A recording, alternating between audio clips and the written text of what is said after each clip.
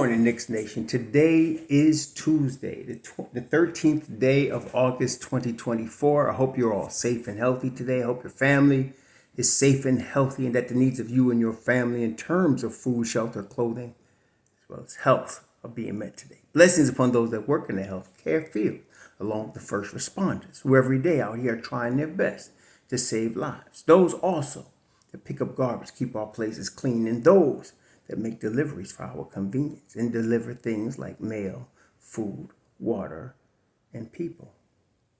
Double blessings on the men and women that are out here trying their best to help recover and deliver teenagers and children who are the victims of child molestation and pedophilia. People that are victims of prostitution and child prostitution, pornography, child pornography, human trafficking, sex slavery. Double curses upon the perpetrators, the profiteers, and the perverts that create the demand for heinous industries such as these. Finally, double blessings upon the homeless. Nearly 600,000 men, women, children, veterans, senior citizens, families, homeless in the United States of America, living in cars, benches, parks, and things of that nature. And millions of people around the world in similar or worse conditions. Blessings upon them, for theirs is the kingdom. Yesterday, I touched a nerve yesterday in Knicks Nation. I wasn't planning to, but it just happened that way. Let me start off this video by saying I am not a medical doctor. I don't play one on TV. I am not a health professional. And don't take what I'm about to say as medical advice. What I'm going to give you is my story, my experience. I'm not going to advise you to do anything medical without seeing your doctor. There are a number of NBA players that have been in attempts to do things like take control of their health and improve their basketball performance, including Josh Hart and Jalen Brunson, that have been changing their diets.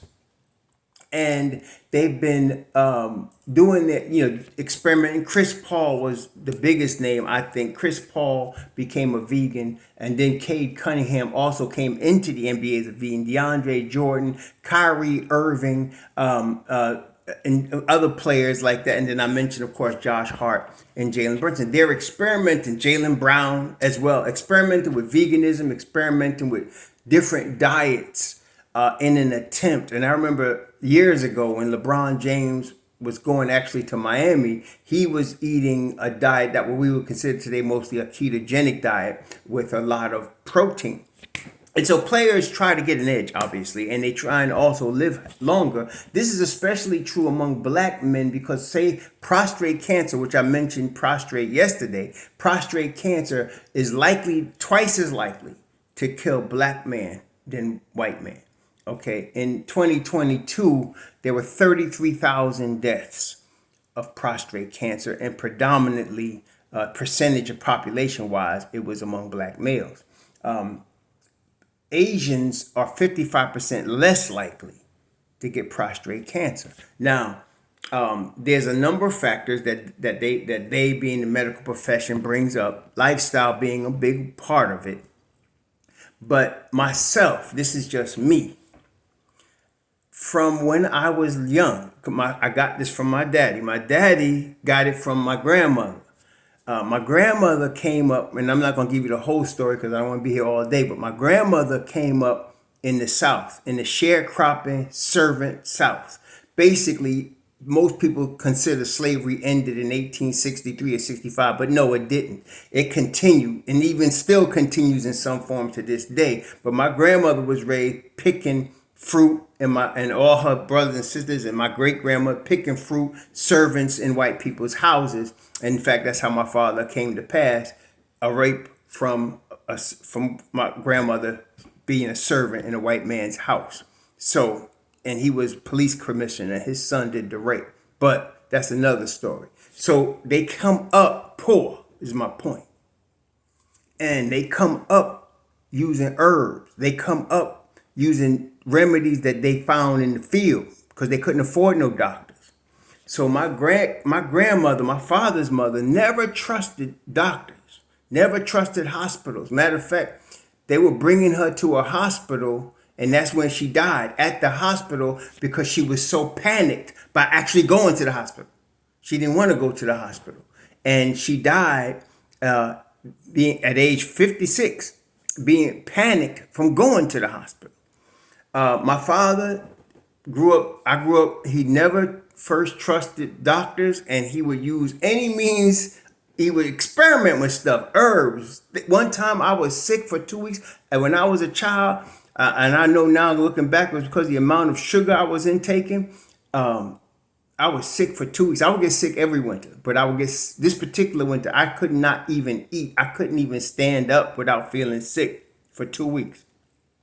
One day my father came in with Vicks Vapor Rub. Now I would not suggest, let me just say, I would not suggest anyone do this. And I thought he was going to rub the Vapor Rub on my chest because I couldn't even get off the couch. But instead he took a tablespoon, put it in the Vapor Rub, open, and said, open your mouth. And that's how he would say, open your mouth. And I said, open my mouth. He said, open your mouth. And I ate the Vapor Rub. And all of a sudden I felt my chest like explode. And the next day I felt better. That was the way he would do things. It would be his little experiment with stuff. And so I grew up in a culture that did not trust doctors. Not saying it's good or bad, but that's how I grew up. And so from young, I was always looking at natural things to build me up, help me. My problem was sugar. I was growing up, with sweets. My father grew up stealing sweets for food, donuts and stuff. And I grew up eating that. And it plagued me for a long time until recently. And, I give praise to my creator that I'm overcoming this sugar habit.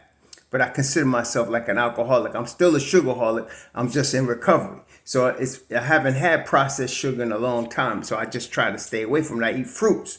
So I've tried vegetarian diets, vegan diets, ketogenic diets, carnivore diets. I've been fruitarian for a long time. I did that. And so now my diet consists of a combination of a heavy amount of fruit, and then I still have protein, and I have good fats. I use butter still, and I use oils still, like coconut oil, MCT oil. I still use those, and my diet is kind of like a eclectic thing of all the stuff I've tried over all my life.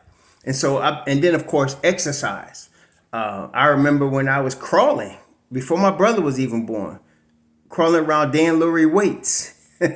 My father was lifting weights. He used to make his own bench out of wood and do weightlifting. He made me a bench.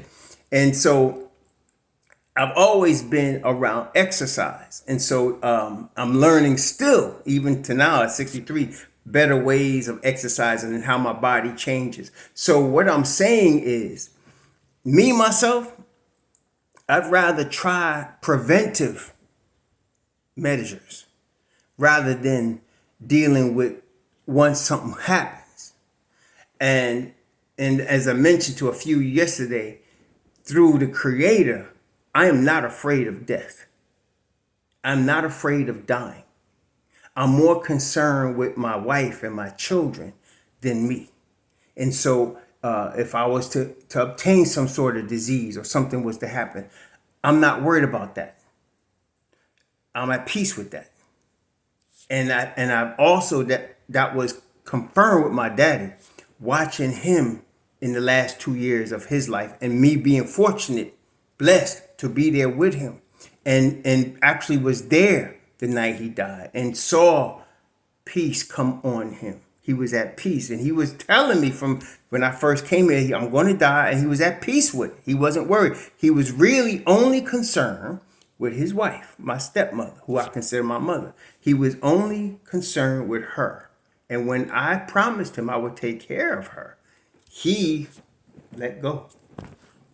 He let go. So I learned, excuse me, I had to pause and get myself together. I learned not to worry about death from a long time, but that was really the final straw, as so to speak, that I'm not worried about it.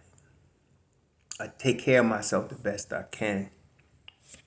But if something happens to me, I consider it the will of the Creator. And I leave it like that. And I saw a lot of things in the medical treatment of my dad. that confirmed what I believe in this area. So I don't want anyone to look at me as if I'm a doctor. I'm not. Yeah, go talk to your doctor. I talked to my doctor and I listened to what he said.